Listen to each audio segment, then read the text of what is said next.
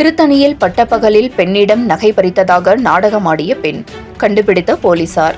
திருவள்ளூர் மாவட்டம் திருத்தணி நகராட்சியில் பழைய தர்மராஜா கோவில் பகுதியில் வசிப்பவர் நாராயணன். இவரது மனைவி பிரசாந்தி. இவர்களுக்கு 2 பிள்ளைகள் உள்ளனர். இவர்களை இவர்கள் வீட்டு அருகில் உள்ள தனியார் பள்ளியில் படிக்க வைத்து வருகின்றனர்.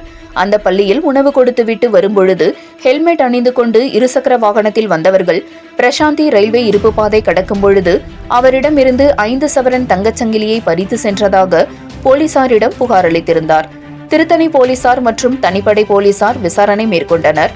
போலீசாரிடம் நகையை தங்கச்சாலியை பறிகொடுத்ததாக கூறிய பிரசாந்தி முன்னுக்கு பின் முரணாக பதில் கூறியதாக குழம்பியதால் சந்தேகமடைந்த போலீசாரின் கோணத்தில் விசாரித்ததில் உண்மையை ஒப்புக்கொண்ட பிரசாந்தி தனது தந்தையின் மருத்துவ செலவிற்காக திருத்தணியில் உள்ள அடகு கடையில் 1,30,000 ரூபாய் பணத்திற்காக அடமானம் வைத்து விட்டு பணத்தை தந்தைக்கு கொடுத்ததை மறைத்து கணவனுக்கு தெரியாமல் கொடுத்ததால் நகையை திருடர்கள் பிடுங்கிச் சென்று விட்டனர் என்று கூறிவிடலாம் என்று இவர் இப்படி கூறியதால் போலீசார் உண்மையை கண்டுபிடித்து இந்த பெண்ணை எச்சரிக்கை செய்து அனுப்பி வைத்தனர்.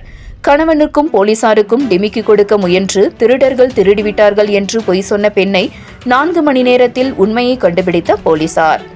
7 Green News செய்திகளுக்காக திருத்தணி செய்தியாளர் மணிகண்டன்.